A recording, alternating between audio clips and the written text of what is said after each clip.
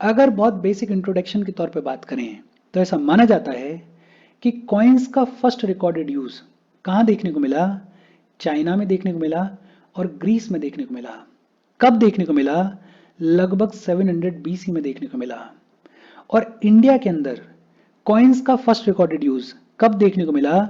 6th century BC में देखने को मिला। और ये जो कॉइन्स की स्टडी होती है इसको क्या बुलाया जाता है?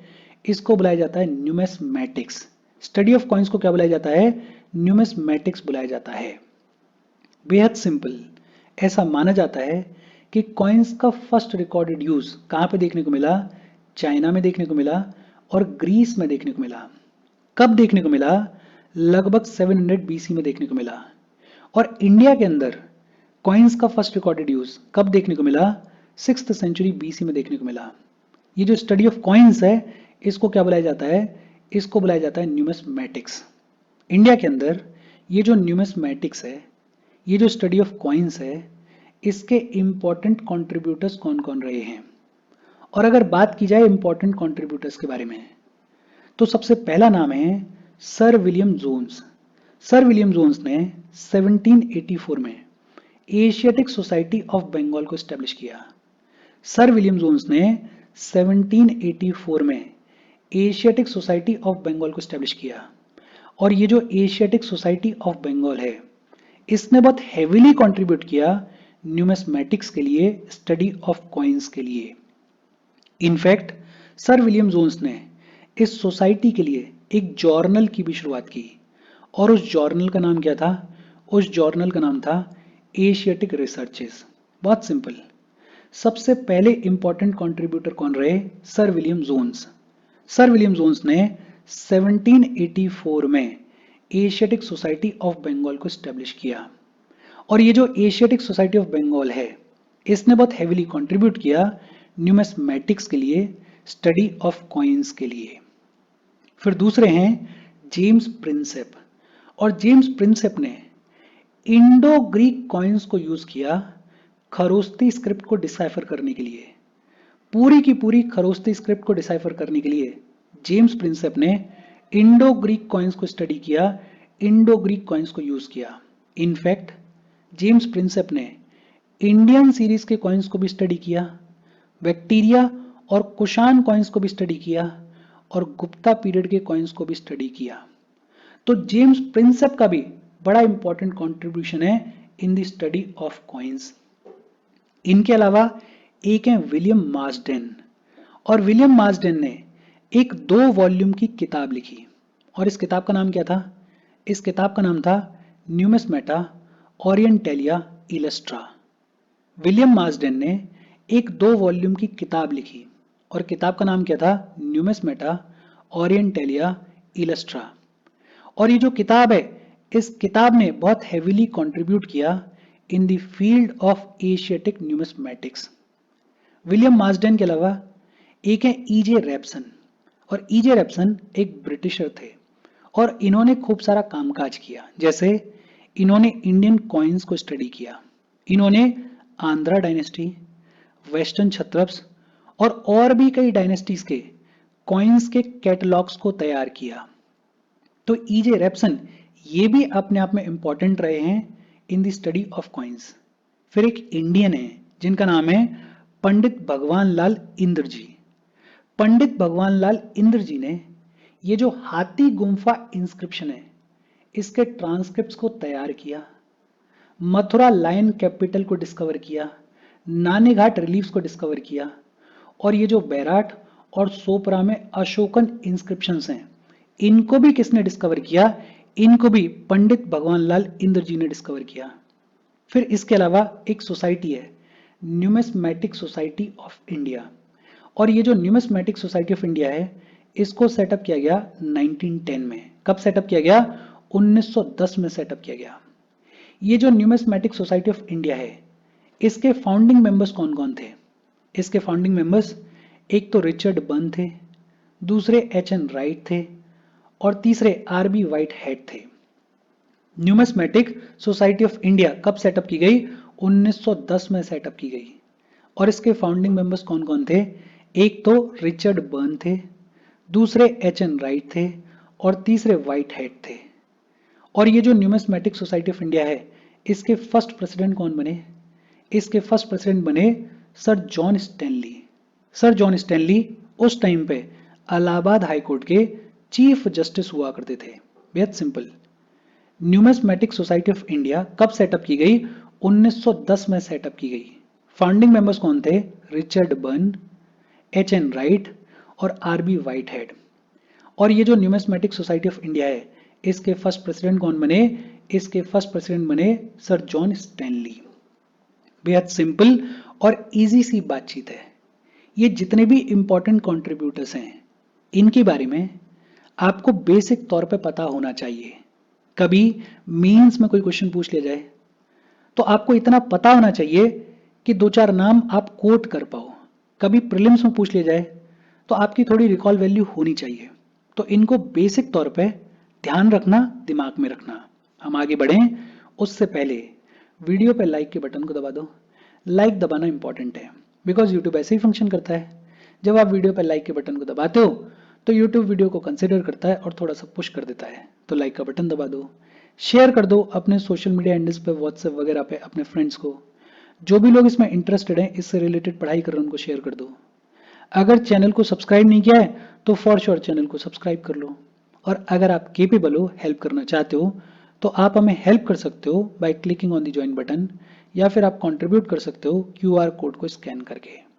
अच्छा, फिर इसके बाद किताब में बात की गई है कुछ टर्म्स के बारे में। ये जो टर्म्स हैं इनको भी देख लेते हैं। सबसे पहला टर्म है फ्लैन। फ्लैन का मतलब क्या होता है? Surface of the coin. Coin का जो सरफेस होता है उसको बुलाया जाता है फ्लैन। दूसरा टर्म है मोटिफ। मोटिफ का मतलब क्या होता है? डेकोरेटिव सिंबल या figure impressed on the coin.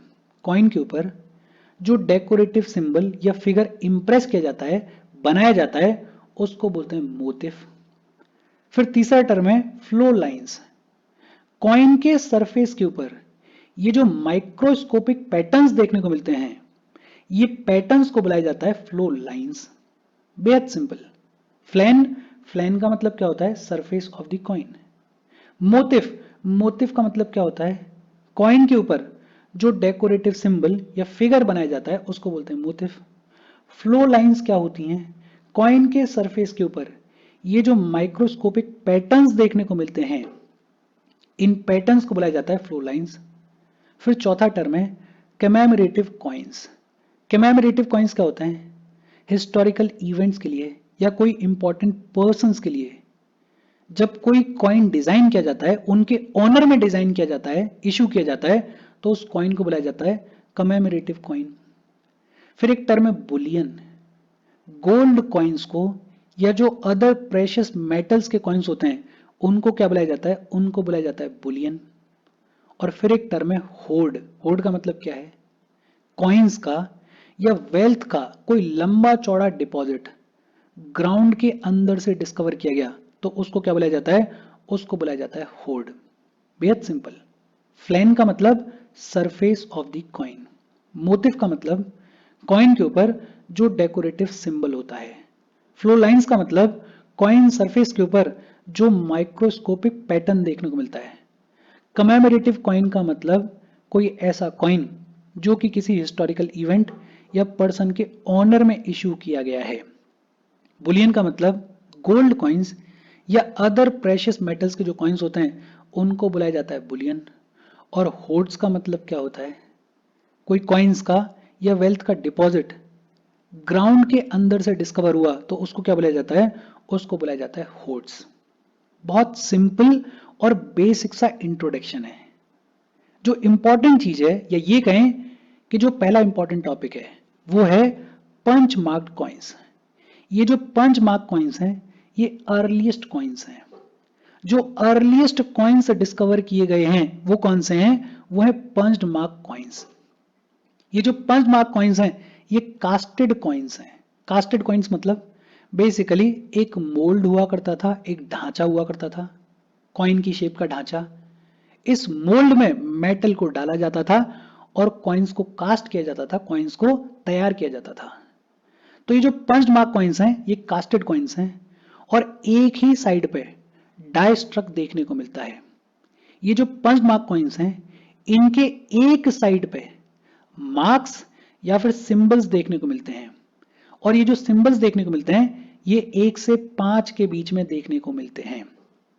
Important, punch mark coins जो हैं वो अर्लीस्ट कॉइन्स हैं। जो अर्लीस्ट कॉइन्स डिस्कवर किए गए हैं वो कौन से हैं? वो पंच मार्क कॉइन्स हैं। कैसे कॉइन्स हुआ करते थे? ये कास्टेड कॉइन्स हुआ करते थे। इनके एक साइड पे मार्क्स या फिर सिंबल्स देखने को मिलते हैं, और कितने सिंबल्स देखने को मिल सकते हैं? 1 से 5 के बीच में। पनिनी की जो अष्टधाई है, पनिनी की एक जो किताब है अष्टधाई, उसमें बात की गई है इन मेटेलिक पीसेस के बारे में, स्टेम्प्ड विद सिंबल्स। बेसिकली इन पंच्ड मार्क कॉइन्स के बारे में बात की गई है पनिनी के अष्टधाई में, और बताया गया है कि ये एक तरीके के मेटेलिक पीसेस हैं जिनके ऊपर सिंबल्स का स्टैम्प है। जो ज्यादा इंपॉर्टेंट चीज है, ये जो पंच्ड मार्क कॉइन्स हैं, इनके हर एक यूनिट को क्या बुलाया जाता था? राठी बुलाया जाता था। पंच्ड मार्क कॉइन्स के ईच यूनिट को क्या बुलाया जाता था? राठी बुलाया जाता था। और एक राठी का वेट कितना होता था? लगभग 0.11 ग्राम। वेट कितना होता था? लगभग 0.11 ग्राम। ये जो पंच्ड मार्क कॉइन्स हैं, इनके पहले ट्रेसेस कब देखने को मिलते हैं? इनके पहले traces between 6th to 2nd century BC के बीच में देखने को मिलते हैं। बहुत सिंपल, एक बार फिर से देख लेते हैं। पंच्ड मार्क कॉइन्स जो हैं वो अर्लीस्ट कॉइन्स हैं, और कैसे कॉइन्स थे? कास्टेड कॉइन्स थे। इनके एक साइड के ऊपर मार्क्स या फिर सिंबल्स देखने को मिलते हैं, और सिंबल्स कितने देखने को मिल सकते हैं? 1 से 5 के बीच में देखने को मिल सकते हैं। ये जो पंच्ड मार्क कॉइन्स हैं, इनका मेंशन पनिनी के अष्टधाई में देखने को मिलता है। जो ज्यादा इंपॉर्टेंट चीज है, ये जो पंच्ड मार्क कॉइन्स हैं, इनके हर एक यूनिट को क्या बुलाया जाता था? राठी बुलाया जाता था। और राठी का वेट कितना होता था? 0.11 ग्राम। ये जो पंच मार्क कॉइन्स हैं, इनके पहले ट्रेसेस कब देखने को मिलते हैं? 6 से लेके 2nd सेंचुरी बीसी के बीच में फर्स्ट ट्रेसेस देखने को मिलते हैं। ये जो पंच मार्क कॉइन्स हैं, इनको 2 कैटेगरीज में क्लासिफाई करके देखा जाता है। कौन कौन सी 2 कैटेगरीज हैं जिनमें क्लासिफाई करके देखा जाता है? एक है punched mark coins issued by various mahajanapadas. Mahajanapadas के द्वारा बहुत सारे पंच्ड मार्क कॉइन्स को इशू किया गया। और ये जो first Indian punched mark coins थे, इनको क्या बुलाया गया? इनको पुरानास बुलाया गया, कृषपांस बुलाया गया, या पन्ना बुलाया गया। ये जो महाजनपदास के टाइम पे first Indian punched mark coins issue किए गए, इनको क्या बुलाया गया? इनको पुरानास बुलाया गया, या फिर इनको कृषपांस बुलाया गया, या इनको पन्ना बुलाया गया। और ये जो first Indian punched mark coins थे, ये कब मिंट किए गए, कब तैयार किए गए? 6th सेंचुरी बीसी में तैयार किए गए। बट ऑब्वियस सी बात है, पहली बार ये इंडियन पंच्ड मार्क कॉइन्स तैयार किए जा रहे थे तो इररेगुलर शेप्ड थे और स्टैंडर्ड वेट के थे। ये जो first Indian punched mark coins थे, ये किसके बने हुए थे? ये सिल्वर के बने हुए थे। बहुत सिंपल, महाजनपदास के टाइम पीरियड के दौरान पंच मार्क कॉइन्स को इशू किया गया। ये जो पहले इंडियन पंच मार्क कॉइन्स थे, इनको क्या बुलाया गया? इनको पुरानास बुलाया गया, इनको कृषपांस बुलाया गया, इनको पन्ना बुलाया गया। कब मिंट किया गया इनको? इनको लगभग 6th सेंचुरी बीसी में मिंट किया गया। इररेगुलर शेप के हुआ करते थे और सिल्वर के बने होते थे। एग्जाम्पल के तौर पर अगर बात करें तो सौराष्ट्र वाले रीजन में कॉइन्स डिस्कवर किए गए हैं, और ये first Indian punch mark coins का एग्जाम्पल है। और ये जो सौराष्ट्र वाले रीजन में कॉइन्स डिस्कवर किए गए हैं, इनके एक साइड पे हम्ड बुल देखने को मिलता है। इसके अलावा दक्षिण पंचाला में कॉइन्स डिस्कवर किए गए, और ये जो दक्षिण पंचाला की कॉइन्स हैं, इनके ऊपर स्वास्तिक देखने को मिलता है। मगध कॉइन्स डिस्कवर किए गए हैं। मगध एम्पायर के दौरान जो कॉइन्स इश्यू किए गए थे वो डिस्कवर किए गए हैं, और ये जो मगध कॉइन्स हैं, इनके ऊपर 5 सिंबल्स देखने को मिलते हैं। ये जो इमेज आप देख रहे हो, ये इमेज है मगध कॉइन की। तो ये जो मगध कॉइन्स हैं, इनके ऊपर 5 सिंबल्स देखने को मिलते हैं। और ये जो मगध कॉइन्स हैं, they were the most circulated coins in South Asia. उस टाइम पे साउथ एशिया में सबसे ज्यादा सर्कुलेट होने वाले कॉइन्स कौन से थे? मगध कॉइन्स थे। ये जो महाजनपदास के टाइम पीरियड के दौरान पंच्ड मार्क कॉइन्स को इशू किया गया, इनका मेंशन मनुस्मृति में भी देखने को मिलता है और जातका स्टोरीज में भी देखने को मिलता है। बेहद सिंपल, एक बार फिर से देखते हैं। महाजनपदास के टाइम पीरियड के दौरान पंच मार्क कॉइन्स को इशू किया गया। ये जो first Indian punch mark coins थे, इनको क्या बुलाया जाता है? इनको पुरानास बुलाया जाता है, इनको कृष्पांस बुलाया जाता है, इनको पन्ना बुलाया जाता है। कब इशू किया गया इनको? 6th सेंचुरी बीसी में इशू किया गया। इररेगुलर शेप के होते थे, स्टैंडर्ड वेट के होते थे और सिल्वर के बने हुए होते थे। एग्जाम्पल के तौर पर अगर बात करें तो सौराष्ट्र में कॉइन्स डिस्कवर किए गए जिनके ऊपर हम्ड बुल देखने को मिलता है। दक्षिण पंचाला में कॉइन्स डिस्कवर किए गए हैं जिनके ऊपर स्वास्तिक देखने को मिलता है। और मगध कॉइन्स डिस्कवर किए गए जिनके ऊपर 5 सिंबल्स देखने को मिलते हैं। और ये जो मगध कॉइन्स हैं, they were the most circulated coins in South Asia. अच्छा, महाजनपदास ने पंच मार्क कॉइन्स को इशू किया। इसके अलावा मौर्यन पीरियड के दौरान भी पंच्ड मार्क कॉइन्स को इशू किया गया। मौर्यन पीरियड के दौरान भी पंच्ड मार्क कॉइन्स को इशू किया गया। चाणक्य जो कि मेकर थे मौर्यन एम्पायर के, उन्होंने बात की है, उन्होंने मेंशन किया है पंच मार्क कॉइन्स के बारे में। और उन्होंने बताया कि एक रुपया रूपा होता था। रुपया रूपा नाम का ये जो पंच मार्क कॉइन होता था, ये सिल्वर का बना होता था। एक स्वर्ण रूपा होता था और ये जो स्वर्ण रूपा होता था ये गोल्ड का बना हुआ होता था। एक ताम्रा रूपा हुआ करता था और ये जो ताम्रा रूपा होता था ये कॉपर का बना हुआ होता था। और एक शीशा रूपा हुआ करता था और ये जो शीशा रूपा हुआ करता था ये लेड का बना हुआ करता था। तो चाणक्य बात करते हैं इन पंच मार्क कॉइन्स के बारे में। और ये जो टर्मिनोलॉजी है ये इंपॉर्टेंट है, कभी कभार पूछ ली जाती है। रुपया रूपा सिल्वर का बना होता था, स्वर्ण रूपा गोल्ड का बना होता था, ताम्रा रूपा कॉपर का बना होता था और शीशा रूपा लेड का बना होता था। ये जो मौर्यन पीरियड के दौरान पंच मार्क कॉइन्स को इशू किया गया, इनके ऊपर बहुत सारे सिंबल्स देखने को मिलते हैं, बहुत सारे अलग अलग सिंबल्स देखने को मिलते हैं। लेकिन सबसे कॉमनली सन देखने को मिलता है या 6 आम का व्हील देखने को मिलता है। हालांकि मौर्यन पीरियड के दौरान जो पंच मार्क कॉइन्स इशू किए गए उनके ऊपर बहुत सारे अलग अलग सिंबल्स देखने को मिलते हैं, लेकिन सबसे कॉमनली सन देखने को मिलता है या फिर 6 आर्म्स का व्हील देखने को मिलता है। ये जो मौर्यन पीरियड के कॉइन्स थे, इनमें लगभग 50 to 54 ग्रेन्स ऑफ सिल्वर हुआ करता था। इनका वेट लगभग 32 राठीज के बराबर होता था और इनको क्या बुलाया जाता था? इनको कृष्पांस बुलाया जाता था। क्या बुलाया जाता था? कृष्पानास बुलाया जाता था। और ये जो है ये सिर्फ तक्षशिला वाले रीजन में ही मिलते हैं। अच्छा, तक्षशिला वाले रीजन में मिलते हैं। और यही जो मॉडर्न पीरियड है, इसी पीरियड के दौरान एक निगमा पंच्ड मार्क कॉइन्स को भी इशू किया गया या नेगमा पंच्ड मार्क कॉइन्स को भी इशू किया गया। ये जो नेगमा पंच्ड मार्क कॉइन्स थे, इनको मिंट कौन करता था? इनको मिंट करते थे उस टाइम के मर्चेंट गिल्ड्स। जो मर्चेंट एसोसिएशंस होते थे वो इशू करते थे नेगमा पंच्ड मार्क कॉइन्स को। तो ध्यान रखना कि ये जो नेगमा पंच्ड मार्क कॉइन्स हैं, इनको मौर्यन पीरियड के दौरान मर्चेंट गिल्ड्स इशू क्या करते थे? मिंट किया करते थे। बहुत सिंपल सी बातचीत है। और ये जो इमेज आप देख रहे हो, ये इमेज है कृष्पानास की। किसकी इमेज है? कृष्पानास की इमेज है।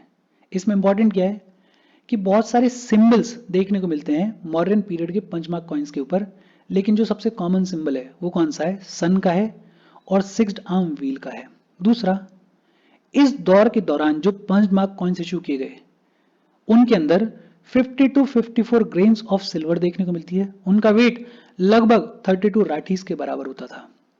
मर्चेंट गिल्ड्स जिन पंच मार्क कॉइन्स को मिंट किया करते थे उनको बुलाया जाता था नेगमा। क्या बुलाया जाता था? नेगमा बुलाया जाता था। इजी और सिंपल सी बातचीत है। और ये छोटी छोटी चीजें पूछी जाती हैं, हल्के में नहीं लेना, इनको ढंग से पढ़ना। फिर इसके बाद बात आती है इंडो ग्रीक कॉइन्स के बारे में।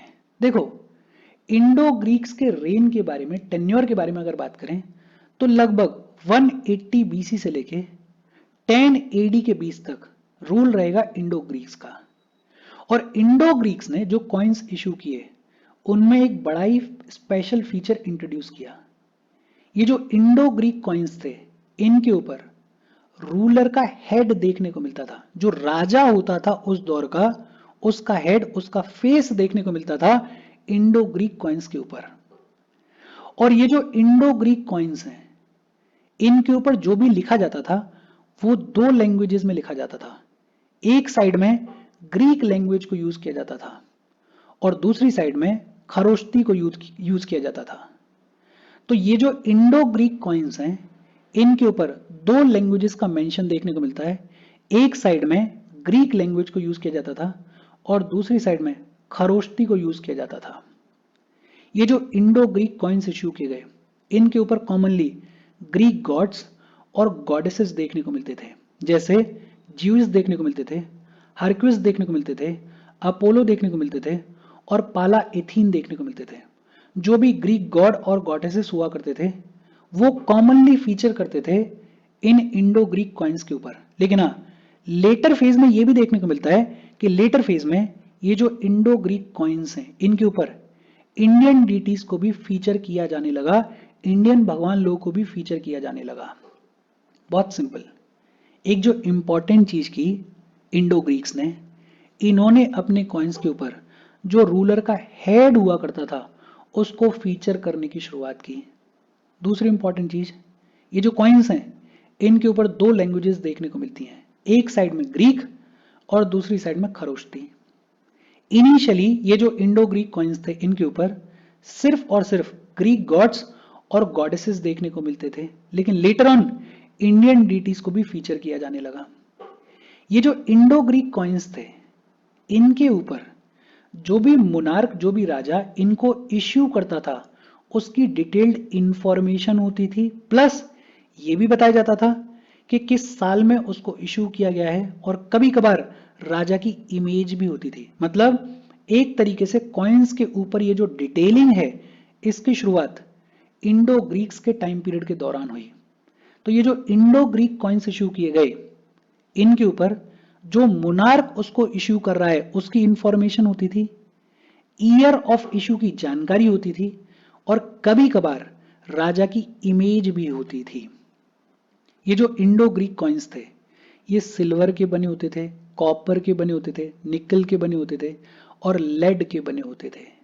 और अभी हमने बात की, ये जो इंडो ग्रीक कॉइन्स थे, देवर बायलिंगुअल।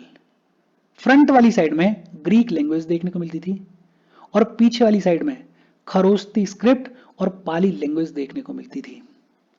लेटर ऑन ये भी देखने को मिलता है कि जो इंडो ग्रीक कुशान किंग्स आए, उन्होंने इन कॉइन्स के ऊपर हेड का जो पोर्ट्रेट है उसको इंट्रोड्यूस करने की शुरुआत की। एक साइड पे राजा का जो हेड होता था वो देखने को मिलता था और दूसरे साइड पे राजा का जो फेवरेट भगवान होता था उनकी इमेज देखने को मिलती थी। अच्छा, कनिष्क ने बहुत सारे कॉइन्स इश्यू किए, लेकिन जो कनिष्क ने कॉइन्स इश्यू किए उनके ऊपर सिर्फ और सिर्फ ग्रीक कैरेक्टर्स देखने को मिलते हैं। तो ये एक थोड़ी सी इंपॉर्टेंट चीज है कि कनिष्क के जितने भी कॉइन्स हैं उनके ऊपर सिर्फ और सिर्फ ग्रीक कैरेक्टर्स देखने को मिलते हैं। ये जो इमेज आप देख रहे हो, ये इमेज है इंडो ग्रीक कॉइन्स की। बड़ी सिंपल सी बातचीत है। देखो, दो तीन चीजें याद रखनी है। एक तो ये जो इंडो ग्रीक कॉइन्स हैं, इनके ऊपर एक बड़ा ही स्पेशल फीचर इंट्रोड्यूस किया गया कि रूलर का जो हेड है वो देखने को मिलता था। एक साइड में जो राजा है उसका हेड देखने को मिलता था और दूसरी साइड में राजा का जो फेवरेट डीटी है वो देखने को मिलता था। ये जो कॉइन्स हैं ये बायलिंगुअल हुआ करते थे। एक साइड में, फ्रंट साइड में ग्रीक लैंग्वेज होती थी और बैक साइड में पाली लैंग्वेज होती थी खरोस्ती स्क्रिप्ट में। भगवान देखने को मिलते थे। इनिशियली तो सिर्फ ग्रीक गॉड्स और गॉडेसेस देखने को मिलते थे, लेकिन लेटर ऑन इंडियन डीटीज को भी फीचर किया गया। इंपॉर्टेंट चीज कि ये जो इंडो ग्रीक कॉइन्स हैं, इनके ऊपर डिटेलिंग देखने को मिली। किस मोनार्क ने इशू किया उसकी जानकारी, किस साल में इशू किया गया उसकी जानकारी, वो सारी चीजों की शुरुआत इन्हीं इंडो ग्रीक कॉइन्स के साथ में हुई। और इसके साथ आज की अपनी बातचीत हम खत्म कर रहे हैं। इजी सेशन है, बेहद इजी सेशन है। अच्छे से अगर शॉर्ट नोट्स बनाओगे और अगर एक दो बार भी रिवाइज कर लोगे ढंग से, तो जो इंपॉर्टेंट चीजें हैं वो आपके दिमाग में सेट हो जाएंगी। कोई डाउट हो कमेंट करके पूछ लेना। Thank you very much.